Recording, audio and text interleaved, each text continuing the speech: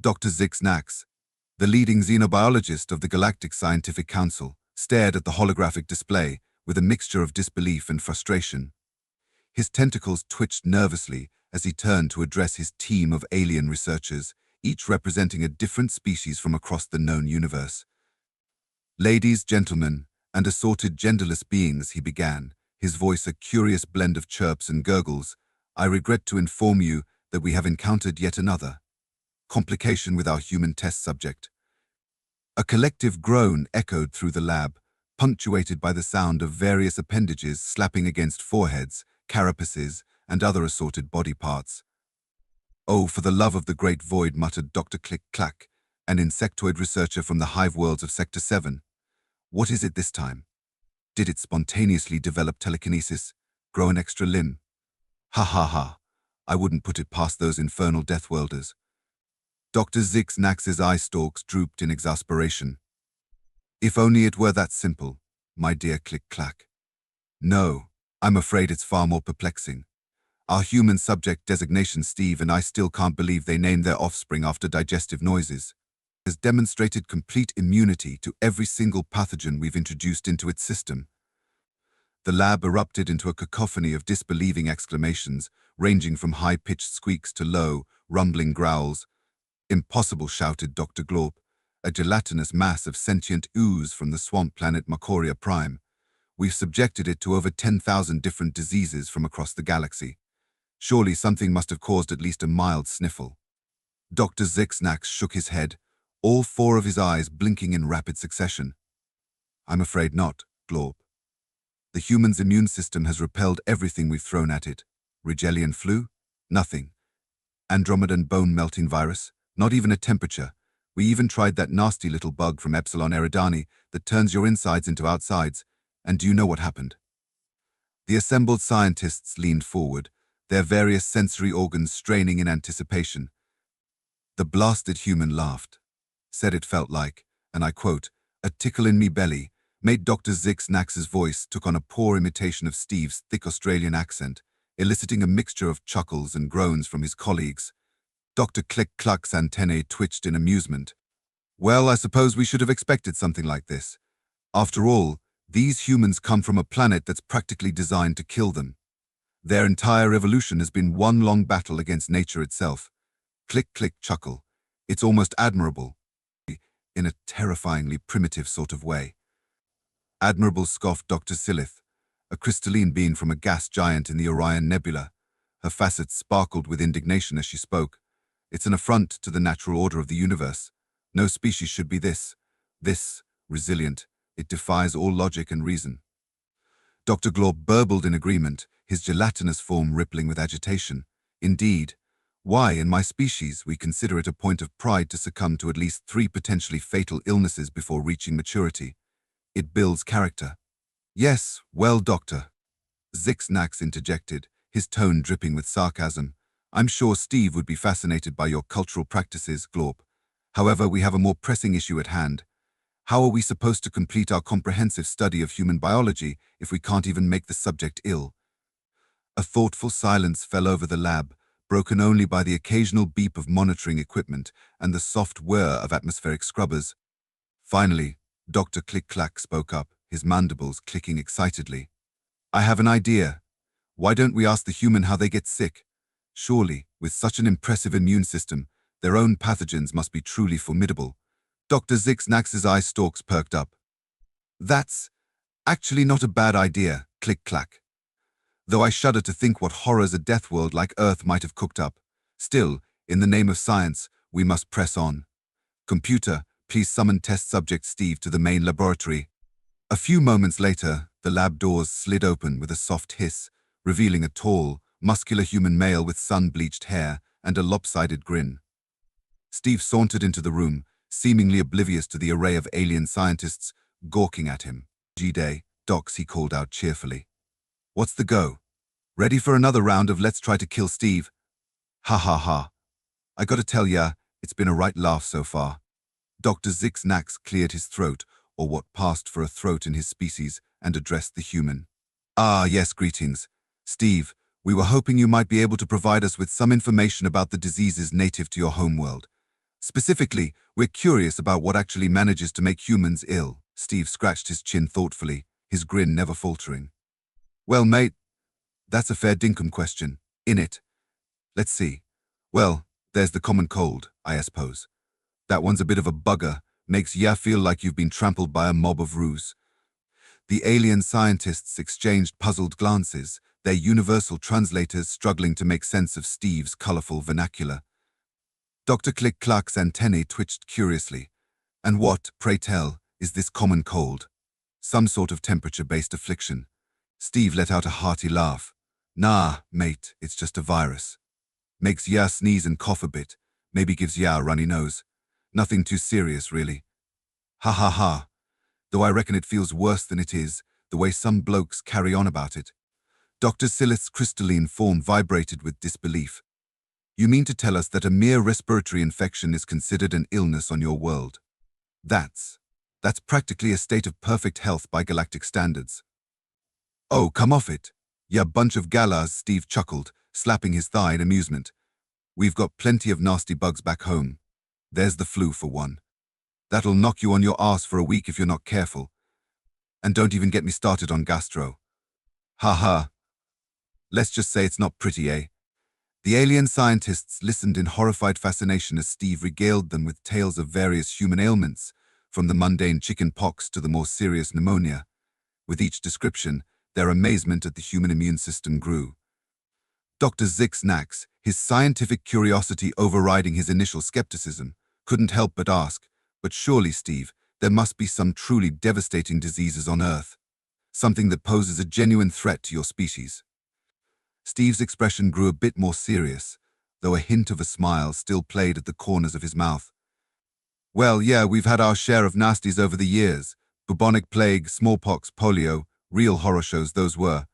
But you know what, Doc? We beat 'em. Ha ha. Humans, we're a stubborn lot. We see a disease, we don't just lie down and cop it sweet. We fight back. As Steve spoke, his voice took on a note of pride that even the alien researchers couldn't help but find stirring. We've got these brilliant people called scientists and doctors, right? They're always working on new ways to keep us healthy. Vaccines, antibiotics, you name it. Ha ha ha. It's like we're in a constant arms race with the germs, and let me tell ya, we're winning more often than not these days. Dr. Glob's gelatinous form quivered with a mixture of awe and indignation. But that's cheating. You can't just decide not to get sick. It's unnatural. Steve raised an eyebrow, his grin turning slightly mischievous. Unnatural, eh? Well, I dunno about that, mate. Seems to me that using our brains to stay alive is about as natural as it gets. Ha ha. Besides, it's not like we're immune to everything. Plenty of people still get sick, and yeah, sometimes they don't make it. But we keep pushing forward, always looking for the next breakthrough. Dr. Click-Clack, who had been uncharacteristically quiet, suddenly chirped up, fascinating. So, you're saying that human medical science actively works to enhance your already impressive natural defenses? Click-Click chuckle. It's no wonder our tests have been so ineffective. We've essentially been pitching pebbles at a fortress wall. Too right. Ya overgrown mozzie, Steve laughed, reaching out to give Dr. Click-Clack a friendly pat on the carapace. The insectoid researcher flinched at first, but then seemed to preen a bit at the gesture. Human bodies and human brains working together. Ha ha. It's a combo that's pretty hard to beat. Dr. Zix-Nax, his scientific mind racing with the implications of this new information, turned to address his team. Colleagues, I believe we may need to recalibrate our approach to this study. It seems we've been underestimating not just the human immune system, but the species' capacity for adaptation and innovation as well. A murmur of agreement rippled through the assembled aliens, punctuated by the occasional beep of lab equipment and Steve's irrepressible chuckling. Right then, Dr. Zix-Nax continued, his eye stalks swiveling to focus on their human guest. Steve, would you be willing to provide us with more detailed information about human medical practices? I believe we have much to learn from your species' approach to combating disease. Steve's face lit up with enthusiasm. Blimey, I thought you'd never ask. Ha ha ha. Fair warning though, I'm no doctor. Most of what I know comes from watching reruns of House, and that one time I got my appendix out. But I'll give it a red-hot go. And so, for the next several hours, the alien research team found themselves captivated by Steve's colorful, if not entirely accurate explanations of human medicine. From the magic of antibiotics to the absolute ripper of an idea. That was vaccination. Steve painted a picture of a species that refused to accept illness as an inevitability. Dr. Silith, her crystalline structure vibrating with a mix of fascination and disbelief, couldn't help but interject at one point. But surely, Steve, your species must have some vulnerabilities. Some chink in your impressive immunological armor. Steve scratched his head, his brow furrowing in thought. Well, yeah, I suppose we do. There's allergies for one. Ha ha. You wouldn't believe it, but some poor bastards can be laid low by a bit of pollen or a peanut. And then there's autoimmune diseases, where the body starts attacking itself. Nasty business that. Dr. Glorp burbled excitedly. Aha. So, your immune systems can malfunction. Gurgled Chortle. Perhaps we've been going about this all wrong. Instead of trying to infect the human, we should be looking for ways to make its immune system turn against itself. The room fell silent, all eyes and various other sensory organs turning to stare at Dr. Glorp in horror. Mate, Steve said, his voice uncharacteristically serious. I don't think that's really in the spirit of scientific research, yeah? Ha ha. Ha. Besides, we've already got plenty of those problems back home. No need to go inventing new ones. Dr. Zixnax quickly intervened, his tentacles waving in a placating gesture. Yes, quite right, Steve. Dr. Glorp, may I remind you of the Galactic Scientific Council's ethical guidelines regarding test subjects. We are here to study and learn, not to cause harm. Dr. Glorp's gelatinous form seemed to deflate a bit. Oh, very well. I suppose I got carried away with the excitement of a potential breakthrough. Gurgle sigh. My apologies, Steve. Steve's easy grin returned. No worries, mate. Haha, I've met plenty of folks back home who get a bit too excited about their work. Just as long as you're not planning to turn me into some kind of human bioweapon, we're all good. The alien scientists exchanged nervous glances, silently agreeing to never mention some of their earlier, more ethically questionable research proposals. As the impromptu lecture continued, the alien researchers found themselves growing increasingly impressed with the human approach to medicine and disease prevention. Dr. Click-Clack, in particular, seemed fascinated by the concept of hand washing. You mean to tell us, the insectoid scientist clicked excitedly, that simply applying dihydrogen monoxide and a surfactant to your manipulator appendages can prevent the spread of pathogens? Click-Click Chortle. It's so simple, yet so effective. Steve couldn't help but laugh. Struth, when you put it like that, it does sound a bit fancy. Ha ha ha. But yeah, good old soap and water do the trick most of the time. You'd be surprised how many blokes still need reminding, though. There's always some drongo who thinks the rules don't apply to him. Dr. Silith's crystalline form shimmered with curiosity. Fascinating. And you say this practice is taught to human offspring from a young age. No wonder your species has such robust defenses against microscopic threats. Too right, Steve nodded enthusiastically. We start young with the whole cleanliness thing. Ha ha. You should see a kindergarten class lining up to wash their hands. It's like a little army of germ-fighting ankle biters. As the session wore on, the alien scientists found themselves not just learning about human biology, but also gaining a newfound respect for the species they had previously dismissed as primitive Deathworlders. Steve's easygoing nature and infectious laughter, notably, the only thing infectious about him, had a way of breaking down the barriers of interspecies communication.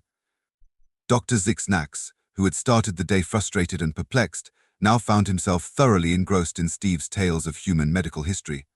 So, let me see if I understand this correctly, he said, his eye stalks quivering with excitement. Your species once believed that illness was caused by an imbalance of bodily fluids, and the solution was to drain blood from the patient. Steve let out a hearty guffaw. Yeah, crazy, isn't it? Ha ha ha. Bloodletting, they called it. Reckon it did more harm than good most of the time. But hey, that's the thing about human medicine, we're always learning, always improving. Ha ha, we look back at some of that old stuff now and have a good laugh about it. Dr. Click-Clack's antennae twitched in amusement. I must say, Steve, your species' ability to find humor in your own historical missteps is quite admirable. Click-Click chuckle. It's a trait that seems to serve you well in your ongoing battle against disease. Too right, mate, Steve beamed. If you can't laugh at yourself, what can you do, eh? Ha ha. Besides, all those mistakes in the past just make our modern medical miracles seem even more impressive. Dr. Glorp, who had been uncharacteristically quiet since his earlier faux pas, finally spoke up. I must admit, Steve, your species' resilience is unsettling, yet oddly inspiring. Gurgle chortle. In my culture, we have a saying, the strongest ooze is that which flows around obstacles. It seems humans have taken this concept to an extreme. Steve's eyes lit up. Now that's a ripper of a saying, Glorpy. Ha ha ha ha. Sounds like something you'd see on one of those motivational posters back home. Maybe with a picture of a majestic blob or something. The lab erupted in a cacophony of alien laughter, from Dr. Click-Clack's staccato clicks to Dr. Silith's crystalline chimes. Even Dr. Zix-Nax found himself emitting a series of amused chirps. As the mirth subsided, Dr. Silith posed a question that had been nagging at her crystalline mind. Steve, given your species' impressive immune system and medical advancements, do you ever worry about becoming, well, too resilient? Chime chuckle. After all, a little adversity can be good for evolution. Steve scratched his chin thoughtfully, his ever-present grin taking on a more contemplative cast. That's a fair dinkum question, love. Ha ha. I reckon it's something our own eggheads back home think about too. But you know what? I don't think we need to worry too much. He paused for dramatic effect, looking around at the assembled alien scientists. See, the thing about germs and viruses and all that nasty stuff is that they're always changing too. Ha ha ha. It's like a never-ending game of whack-a-mole, if you know what I mean. The universal translators struggled for a moment before providing a rough equivalent of whack-a-mole in each species' language, eliciting a chorus of understanding ahs and oh, I sees from the gathered researchers. Every time we think we've got a handle on things, Steve continued, warming to his topic, some new bug pops up to give us a run for our money. Ha ha, take that COVID-19 thing a few years back. Proper nasty piece of work that was, had us on the ropes for a bit, but we rallied, came up with vaccines, treatments, the whole shebang. Dr. Zix-Nax's eye stalks perked up with interest. Ah yes, we've read some reports about that particular pandemic. Quite fascinating from an epidemiological standpoint. Chirp chuckle. Though I must say, the varying responses from different human nations was rather perplexing. Steve let out a rueful laugh. Yeah, well, that's humans for ya. Ha ha ha. We might be good at fighting diseases, but we're not always great at agreeing on how to do it. Still, we muddled through in the end. Always do, somehow. Dr. Click-Clack's antennae twitched excitedly. So, you're saying that the constant emergence of new pathogens serves as a sort of evolutionary pressure, keeping your immune system sharp. Click-click chortle. Absolutely brilliant. It's like an arms race on a microscopic scale. Too right. Ya clever bugger, Steve beamed, reaching out to give Dr. Click-Clack another friendly pat, which the insectoid researcher now seemed to enjoy. Our immune systems might be top-notch, but we can't afford to rest on our laurels. Ha ha. There's always some new nasty just around the corner, waiting to take us down a peg or two. Dr. Glorp burbled thoughtfully. I see. So your species maintains its edge through constant challenge. Gurgle sigh. How disappointingly logical. I was rather hoping for something more dramatically Deathworld-ish, like bathing in lava or drinking acid for fun. Steve threw back his head and roared with laughter. Struth, mate. Ha ha ha. We might be tough, but we're not complete galas. Though I did know this one bloke who chugged a bottle of hot sauce on a dare once. Does that count? The alien scientists exchanged bemused glances, their universal translators once again struggling with Steve's colorful vernacular. Dr. Zix-Nax cleared his throat, or what passed for one, and attempted to steer the conversation back to more scientific grounds. Yes, well, ahem. This has all been tremendously informative, Steve. I believe we may need to completely revise our approach to studying human biology. He turned to address his team, his tentacles waving with newfound enthusiasm. Colleagues, I propose a new direction for our research. Instead of trying to find ways to overcome the human immune system, perhaps we should be looking at how we can learn from it. Imagine the potential benefits for species across the galaxy. The lab buzzed with excitement as the alien scientists began to chatter amongst themselves, their minds racing with the possibilities. Ideas were thrown back and forth, from potential vaccines for long-standing alien diseases to new approaches for boosting immune responses in less resilient species. Steve watched the proceedings with an amused grin, occasionally chiming in with a bloody brilliant or a "you're a bunch of clever cookies," Aunt Ye's laid-back attitude, and genuine enthusiasm for the scientists' ideas seemed to break down the last of the interspecies barriers. As the brainstorming session reached a fever pitch, Dr. Salith suddenly chimed in with a sobering thought. But wait, colleagues. Chimed Sai. How can we be sure that what works for humans will be safe for other species? After all, we've seen how their biology differs from our own in so many ways. A hush fell over the lab as the reality of the challenge ahead sank in. It was Steve who broke the silence, his irrepressible optimism shining through.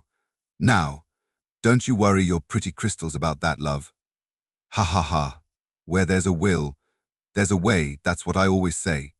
Sure, it might take some doing, but that's half the fun, isn't it? He looked around the room, making eye contact or sensory organ contact with each of the alien researchers in turn. Think about it, yeah? You've got some of the brightest minds in the galaxy right here in this room. Ha ha. And now you've got a whole new perspective to work with. I reckon there's nothing you can't figure out if you put your minds to it. Dr. Zixnax found himself nodding along, his initial skepticism all but forgotten in the face of Steve's infectious enthusiasm. You know, I believe you might be right, Steve. Chirp chuckle. It won't be easy, but then again, nothing worthwhile ever is it? Too right, Doc, Steve beamed. And hey, if you lot ever need a hand or a blood sample, or whatever it is you science types need, you just give us humans a shout. Ha ha ha. We might be a bunch of crazy Deathworlders, but we're always up for lending a hand to our galactic neighbors. As the day wore on, the alien research team found themselves caught up in a whirlwind of new ideas and possibilities. The frustration and skepticism that had marked the beginning of their encounter with Steve had given way to genuine excitement and a sense of interspecies camaraderie. Even Dr. Glorp, who had been the most vocal critic of human resilience, seemed to have come around. I must say, Steve, the gelatinous scientist burbled, your species continues to surprise me. Gurgled Chortle. Perhaps there's something to be said for evolving on a planet that's constantly trying to kill you. Steve let out a hearty laugh. Too right, Glorpy. Ha ha ha. Life on Earth might be a bit rough and tumble, but it's made us who we are. Wouldn't have it any other way, to be honest. As the day's session came to a close, Dr. Zixnax addressed the team one final time. Colleagues, I believe we stand on the brink of a new era in xenobiology. Thanks to Steve and his remarkably resilient immune system, we have a wealth of new avenues to explore. Chirp chuckle. Who knows? Perhaps one day, we'll look back on this moment as the beginning of a galactic medical revolution. The alien scientists buzzed with excitement, already beginning to plan out new experiments and research protocols. As they filed out of the lab, each took a moment to thank Steve for his patience and insight. Left alone with Dr. Zixnax, Steve couldn't help but ask, So, Doc, does this mean you'll be done trying to make me sick? Ha ha ha. Not that it hasn't been a laugh, mind you, but I was thinking it might be nice to see some of this space station of yours that doesn't involve being poked and prodded. Dr. Zixnax's eye stalks drooped in embarrassment. Ah, yes. Well, ahem. I suppose we have been rather single-minded in our approach. Chirp chuckle. Perhaps it's time we showed you some of the other aspects of our research facility. Would you be interested in a tour of our xenobotany department? I hear they've recently cultivated a rather interesting variety of carnivorous plant from the swamps of Rigel VII. Steve's eyes lit up with excitement. Bonza. Sounds like a right ripper of a time. Ha ha ha. Lead the way, Doc. Just don't be surprised if your man-eating plants end up with a bit of indigestion. Tough old bird, me. As the unlikely pair made their way out of the lab, their laughter echoing down the gleaming corridors of the space station, it was clear that a new chapter in galactic scientific cooperation had begun. And at the heart of it all was Steve, the indomitable human whose immune system had not only repelled every known disease, but had also managed to infect an entire alien research team with something far more powerful hope. In the days, weeks, and months that followed, news of the breakthrough in human biological research spread across the galaxy. Scientists from hundreds of worlds clamored for the chance to study the remarkable Deathworlders and their seemingly invincible immune systems. As back on Earth, the human scientific community was both flattered and slightly bemused by the sudden galactic interest in their biology. Hospitals and research institutions found themselves hosting delegations of alien scientists, all eager to observe human medical practices firsthand. And Steve, well, He became something of a celebrity in scientific circles, his laid-back attitude and colorful expressions adding a touch of Deathworld charm to countless research papers and scientific journals. He even agreed to a galaxy-wide lecture tour, spreading the gospel of good hygiene and the importance of a fair go for all species, no matter how squishy or crystalline they might be. As for Dr. Zixnax and his team, their work with human biology led to breakthroughs in immune system enhancement for dozens of species. Diseases that had plagued alien civilizations for millennia were suddenly treatable, and the overall health of the galactic community improved dramatically. In the end, it turned out that the most powerful force in the universe wasn't some esoteric energy or exotic particle. It was the simple, stubborn resilience of a species that had evolved on a planet that seemed determined to wipe them out, and their willingness to share that strength with others. And so, as Steve might say, that's the way the cosmic cookie crumbles. Ha ha ha! Who'd have thought that the key to galactic health would come from a bunch of crazy Deathworlders? But then again, life has a funny way of surprising you, especially when you're dealing with humans.